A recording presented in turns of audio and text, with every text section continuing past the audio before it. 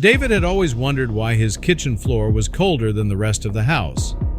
One day, while fixing a leaky faucet, he noticed a loose floorboard and decided to investigate. To his surprise, he found a hidden room under his kitchen that looked like it had been untouched for years. David's curiosity got the better of him, and he descended the stairs, ready to explore. As he reached the bottom, he shone his light around the room and was amazed by what he saw. The room was small and dusty, filled with old furniture covered in cobwebs. But there was something very odd about this room. A layer of dust covered the room. Well, almost. Because at some spots the dust was brushed away. At first, David thought mice or rats could have done that, but then he started to hear noises coming from upstairs. There was someone in his kitchen. David rushed to the stairs, but it was too late. David saw a shadowy figure move through his kitchen, and they quickly placed the floorboards back on David's kitchen floor, trapping him in the dusty, dark room underground. This did not look good, but why was there a secret room underneath David's kitchen? Who trapped him in there, and will he get out? Before we start our story, smash the like button, make sure to subscribe, and hit the notifications bell so you won't miss any new stories. David had always felt a strange chill beneath his feet whenever he entered the kitchen of his small cottage. The floors of the other rooms felt warm and comforting, but in the kitchen his toes were always met with a cold and clammy sensation. But he could never find out why. For years, he had assumed that it was just a quirk of the old house, but it still bothered him. One day, while washing his dishes, David heard a faint creaking noise coming from the ground. It was a soft, rhythmic thumping that seemed to be coming from underneath his feet. He walked around the kitchen, tapping on the floor with his foot, trying to pinpoint where the noise was coming from. David knelt down and examined the tiles around the sink, searching for any signs of damage or weakness.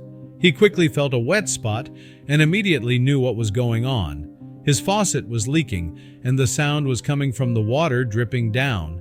There was one problem, though.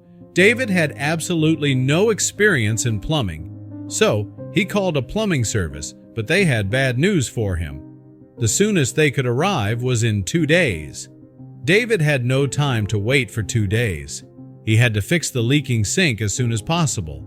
Otherwise, his floorboards would be ruined. So, he decided to fix it on his own. What could go wrong, he thought. He grabbed everything he had and got to work, turning off the water and following the pipes, but he soon stumbled upon a problem. While he walked around his kitchen, he noticed one problem after another. At first, he realized the water pipes ran deep down underneath his house, and after that, he noticed a loose floorboard. He stepped onto the board a few times, and it would creak and slightly lift up each time. He stepped on it a few times to loosen it up a little more and to think about what he should do with it. He was hesitant to open it, as he didn't want to ruin his floors. He bent down and tried to peek under it without having to open it, but that didn't work. David decided to investigate the loose floorboard further. He knelt down and tried to pry it open with his fingers, but that didn't seem to work. So he tried it with a screwdriver. He knelt down and pried the loose board off, only to find that there was something beneath it that wasn't pipes or insulation. David peered underneath his floorboards and saw a set of stairs leading down into darkness. His heart began to race with excitement and fear as he realized that he had discovered a hidden room under his kitchen. His mind raced with different scenarios as he decided on what to do next. There had been no information about a hidden room when he bought the house years ago. He had looked at the ground plan before buying the place, and there was nothing like this on there. Otherwise, he would have definitely remembered it. David stared at the stairs and suddenly felt very curious. After thinking for a few minutes, David grabbed a flashlight and carefully descended the stairs, his curiosity getting the better of him. With every step, it got darker and darker. As he reached the bottom, he shone his light around the pitch-black room and was amazed by what he saw. The room was small and dusty, filled with old furniture covered in cobwebs. A layer of dust covered everything, indicating that it hadn't been touched in years, or so he thought. Fear and curiosity battled within him, but his curiosity ultimately won out. David took a deep breath and investigated further. He slowly shuffled around the room, scared to step on something he rather not step on. His eyes adjusted to the darkness, and he shone his flashlight carefully around the room. Sometimes he paused and looked at the details of the left-behind furniture. Who had put this all in here? As he explored the room further, David noticed something strange. As he looked around the room, he noticed not everything was covered in dust. At first, he thought maybe mice or rats had brushed the dust away. But among the little animal paw prints, he also noticed marks he couldn't quite place. The markings were way too big to come from a rodent. They almost looked human-like, with 5 little toes. That can't be right, David thought. He was sure he would have noticed someone coming in and out of his kitchen, but it wasn't entirely impossible. What the heck was going on here? David's heart raced as the realization hit him. Someone else might have been living in this secret room all along. Scanning the room for any signs of life, he saw nothing but stillness, save for the sound of his own breathing. Suddenly, something brushed against his hair. Looking up, he saw a single light bulb hanging from the ceiling. He quickly located the light switch, turning it on to reveal the room in dim light. In the faint glow, David took in his surroundings. A cot in one corner, a pile of blankets in another, and a small table with scattered items. A stack of books and a half-eaten sandwich made it clear this was no mere intruder. Someone had been living down here. As he explored the room further, David was startled by a sound from upstairs, the floorboards creaking. Looking up, he saw a shadowy figure moving around. Before he could act, the figure sealed the floorboards above, trapping David in the dusty room below. David's initial shock gave way to panic. His chest tightened as claustrophobia began to set in, but he forced himself to sit down, focus on his breathing, and calm his nerves. Realizing he was on his own, David shouted for help, but no one heard him. Survival instincts kicked in. If someone had been living here unnoticed, there had to be another way out. He searched frantically, under rugs, behind the couch, and in every corner of the room, finding nothing. Finally, in one of the cabinets, he discovered a hidden entrance to a long tunnel. A cool breeze wafted through, confirming it was a passage to the outside. Turning on his flashlight, David prepared himself. The narrow tunnel forced him to crawl on his hands and knees. The soil beneath him was cold and damp, and the confined space made his heart race. As he moved forward, questions flooded his mind. How long had someone been using this tunnel? What had they been hiding from? The journey through the tunnel felt endless. Each movement was met with the overwhelming urge to escape the oppressive space. But David pushed on. His flashlight revealed nothing but dark, damp walls, yet the air remained steady, a sign he was moving toward an exit. How long had someone been living underneath his house? Had this person stayed only downstairs, or had they roamed freely while David was home?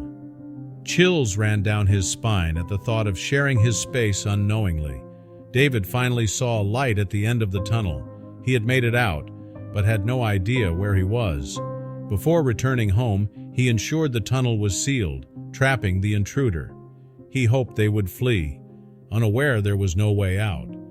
Finding his house wasn't easy.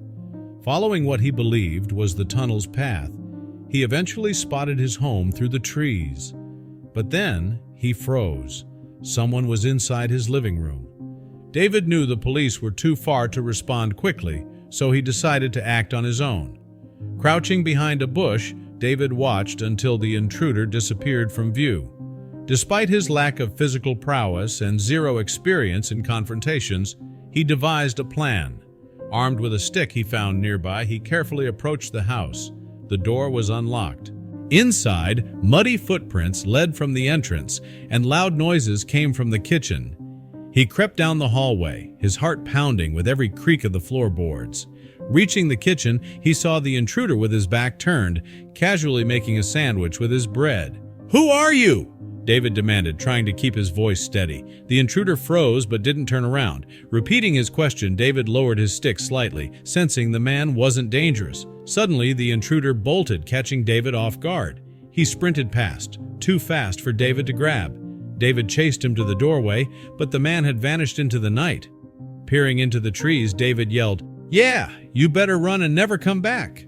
Believing the intruder was gone, David locked the door and felt a sense of relief. He assumed his home was secure now that the tunnel was sealed, but he was mistaken.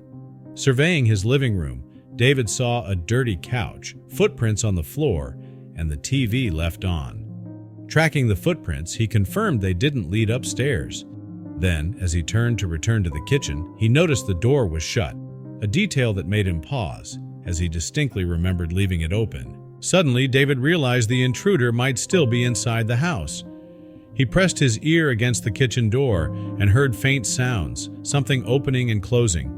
Gripping his stick tightly, he counted to 3, swung the door open, and leapt inside, but the kitchen was empty. Confused, he searched behind the counter and inside cabinets, but found no one. The window was locked, leaving him baffled. Then he heard a faint noise beneath him. The intruder had gone back downstairs. David chuckled, realizing he had unknowingly trapped the man in the secret room. He placed a heavy chair on the hatch and called the police. But waiting wasn't his strong suit. Curious and impatient, David slipped into the tunnel to confront the man.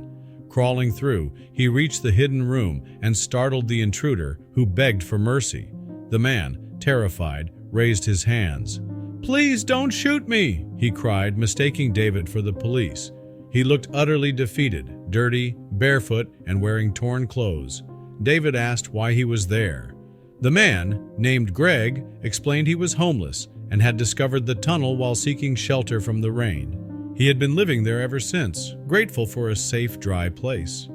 Soon the police arrived. David led them to Greg, assuring them he was harmless. Despite being taken into custody for trespassing, Greg was treated gently thanks to David. When asked if he wanted to press charges, David declined.